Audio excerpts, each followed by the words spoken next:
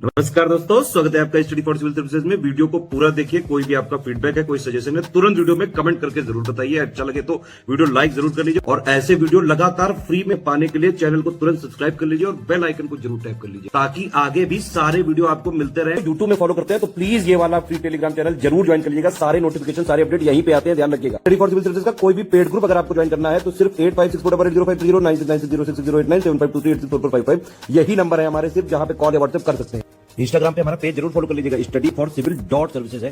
Twitter पे हमको जरूर फॉलो कर लीजिएगा, @study for civil। आज के इस वीडियो में हम मेंस आंसर राइटिंग प्रैक्टिस की सीरीज का एक नया टॉपिक क्वेश्चन के फॉर्म में डिस्कस करेंगे। तो चलिए आगे बढ़ते हैं और एक नए टॉपिक को क्वेश्चन के फॉर्म में समझते हैं। हमारा क्वेश्चन कह रहा है, what were Indian nationalist response against the second world war. द्वितीय विश्व युद्ध के खिलाफ भारतीय राष्ट्रवादियों की क्या प्रतिक्रिया थी। तो हम अपने आंसर की शुरुआत करेंगे सेकेंड वर्ल्ड वॉर का टाइम पीरियड बताते हुए। हम बताएंगे कि सेकेंड वर्ल्ड वॉर 1 सितंबर 1939 को शुरू हुई थी, जब जर्मनी ने पोलैंड पर हमला कर दिया था। और फिर ब्रिटिश सरकार ने 3 सितंबर 1939 को जर्मनी के खिलाफ युद्ध की घोषणा कर दी थी।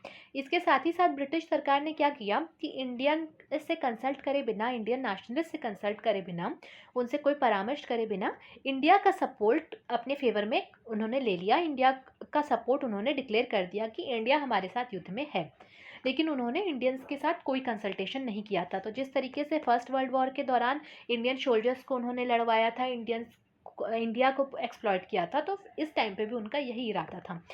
लेकिन उस टाइम पे फर्स्ट वर्ल्ड वॉर के टाइम पे इंडियन नेशनलिस्ट ये सोच रहे थे, जो कि एक्सट्रीमिस्ट और मॉडरेट्स दोनों थे, कुछ ना कुछ उम्मीद लगाए बैठे थे। एक्सट्रीमिस्ट का मानना था कि हमें स्वराज मिल जाएगा, और वहीं मॉडरेट्स का मानना था कि कॉन्स्टिट्यूशनल रिफॉर्म आएंगे, हमें शायद डोमिनियन स्टेटस दे दिया जाए।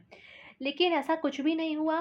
मोंटागू क्लेम्सफोर्ड रिफॉर्म आता है और उसके बाद डायरकी लेकर के चले आते हैं। ये फिर रॉलेट एक्ट आता है, जलियांवाला बाग हत्याकांड हो जाता है। तो बहुत सारे सीरीज ऑफ इवेंट हो जाते हैं। तो जो नेशनलिस्ट थे उनके मन से कोई भी अब ये विचार चला गया था, एक्सपेक्टेशन चली गई थी कि अंग्रेज़ हमारे फेवर में कुछ करेंगे। और सिविल डिसोबीडियंस मूवमेंट के टाइम से ही कंप्लीट इंडिपेंडेंस की बात चलने लगी थी। तो अब इस टाइम पे ब्रिटिशर्स का सपोर्ट करने के लिए बिल्कुल भी फेवर में नहीं थे नेशनलिस्ट। लेकिन कांग्रेस ने एक शर्त रख दी कि अगर ब्रिटिश सरकार हमारी मांगे पूरी करती है तो फिर हम अपना सपोर्ट ब्रिटिश सरकार को दे देंगे, क्योंकि ब्रिटेन से हमें अगर कुछ लेना है तो अब हमें शर्त रखनी पड़ेगी। तो राष्ट्रवादियों की प्रतिक्रिया की अगर हम बात करें तो इंडियन नेशनलिस्ट ने सबसे पहले तो अपोजिशन किया, जो कि नॉन कंसल्टेड डिक्लेरेशन था इंडिया का सपोर्ट का। यानी कि भारतीय राष्ट्रवादियों ने भारत के समर्थन की गैर परामर्श घोषणा, जो कि ब्रिटेन ने इंडियन नेशनलिस्ट से कोई भी परामर्श नहीं किया था और इंडिया का सपोर्ट डिक्लेयर कर दिया था, उसकी निंदा करी, उसके खिलाफ विद्रोह किया। लेकिन कुछ शर्तें उन्होंने रख दी कि अगर अंग्रेज़ हमारी ये शर्तें मान लें तो हम अंग्रेज़ों का समर्थन करेंगे। तो वो शर्तें क्या थी कि भारत को एक राजनीतिक ढांचा देने के लिए एक संविधान सभा यानी कॉन्स्टिट्यूएंट असेंबली की स्थापना करी जाए और इमीडिएटली एक रिस्पॉन्सिबल गवर्नमेंट बनाई जाए सेंटर पर, यानी कि इंटरिम गवर्नमेंट की डिमांड कर रहे थे। लेकिन उस टाइम पर लॉर्ड लिंगलिथलो वॉइसरॉय था, उसने इस प्रस्ताव को अस्वीकार कर दिया और दिसंबर 1939 में सभी प्रांतों में कांग्रेस मंत्रालय ने इस विरोध में अपना इस्तीफा दे दिया। तो एक क्वेश्चन है आपके लिए कि जो कांग्रेस ने इस्तीफा दिया था, मुस्लिम लीग ने इसे एक डे के रूप में सेलिब्रेट किया था। तो किस तारीख को, दिसंबर 1939 की ही एक तारीख थी जिसको मुस्लिम लीग ने एक डे के रूप में सेलिब्रेट किया था। तो वो कौन सा डे था जिसे कि मुस्लिम लीग ने सेलिब्रेट करा था और किस डेट को सेलिब्रेट करा था, तो ये आप कमेंट सेक्शन में बताइएगा। तो इसके अलावा गांधी जी ने ब्रिटेन का समर्थन किया था। गांधी जी चाहते थे कि इस टाइम ब्रिटेन वॉर से लड़ रहा है तो इंडिया को समर्थन करना चाहिए। वहीं पे अगर हम सोशलिस्ट लीडर्स की बात करें, जैसे सुभाष चंद्र बोस, आचार्य नरेंद्र देव, जयप्रकाश नारायण, इन्होंने ब्रिटेन के प्रति कोई सहानुभूति नहीं जताई और ये चाहते थे कि इस टाइम पर ब्रिटेन कमज़ोर है और हम ब्रिटेन की कमज़ोरी का फ़ायदा उठा करके अब स्वतंत्रता को पा सकते हैं। और फिर जवाहरलाल नेहरू की बात करें तो ना वो पक्ष में थे ना वो विपक्ष में थे, ना उन्होंने शर्तें नहीं रखी थी कि कॉन्स्टिट्यूशनल असेंबली बने या इंडिपेंडेंट गवर्नमेंट बने तुरंत। उन्होंने कोई भी कठिनाई का लाभ उठाने की उन्होंने पक्ष में बात नहीं कही। उन्होंने कहा कि भारत ब्रिटेन का साथ जब तक नहीं देगा जब तक भारत को स्वतंत्रता नहीं मिल जाती। तो उन्होंने कोई भी शर्त नहीं रखी, उन्होंने सीधे स्वतंत्रता की बात कर दी। और जब उन्होंने स्वतंत्रता की बात करी तो गांधी जी भी फिर नेहरू जी के पक्ष में आ गए और उन्होंने भी इसी का फेवर करा कि इंडिया ब्रिटेन का साथ देगा, लेकिन तब देगा जब इंडिया को ब्रिटेन स्वतंत्रता दे देगा, इंडिपेंडेंस दे देगा। फिर ब्रिटिश भारतीय सरकार ने भारतीयों को समर्थन देने के लिए पहले अगस्त प्रस्ताव लेकर के आया, फिर क्रिप्स मिशन लेकर के आया, लेकिन ये दोनों के दोनों फेल हो गए। तो अगले वीडियो में हम अगस्त ऑफर में क्या क्या प्रोविजन थे, उसके बाद क्रिप्स मिशन में कौन कौन से प्रोविजंस आए थे, इनको डिटेल में समझेंगे। तो अगस्त ऑफर आता है, क्रिप्स मिशन आता है, जिसमें कि एक तरीके से इंडियंस को बहलाने की कोशिश करी जाती है, नेशनलिस्ट को।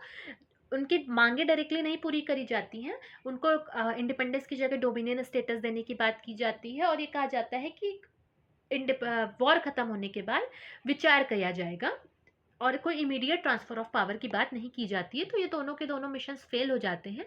फिर उससे ये होता है कि लोगों के नेशनलिस्ट के मन में बात आ जाती है कि अब सरकार हमारी बात नहीं मान रही है।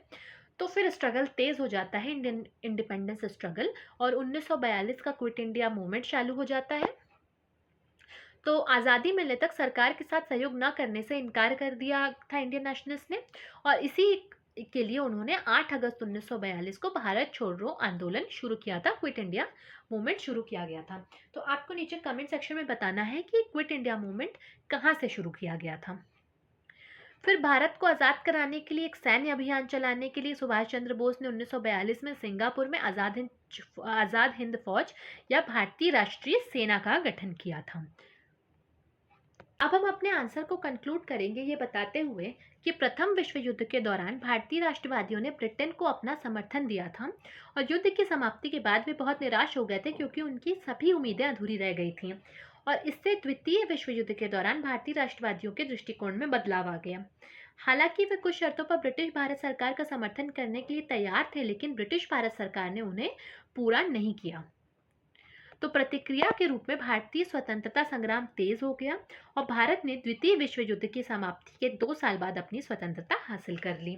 तो जैसे हमने पहले समझा कि फर्स्ट वर्ल्ड वॉर के टाइम पे इंडियंस की एक्सपेक्टेशंस थी जो कि पूरी नहीं हुई थी, तो सेकेंड के टाइम पे उन्होंने सोचा कि अब कुछ शर्तें रखी जाएं। जब शर्तें भी मानने से इनकार कर दिया ब्रिटिश इंडियन गवर्नमेंट ने, तो मूवमेंट छिड़ा और मूवमेंट फिर बहुत ही तेज़ी से आगे बढ़ा। सबसे फास्ट बढ़ा ये 1942 का क्विट इंडिया मूवमेंट, और इसी के बाद फिर धीरे से जब ब्रिटेन की वॉर ख़त्म हो गई उसके 2 साल बाद भारत को आज़ादी मिल गई, हमारा भारत आज़ाद हो गया।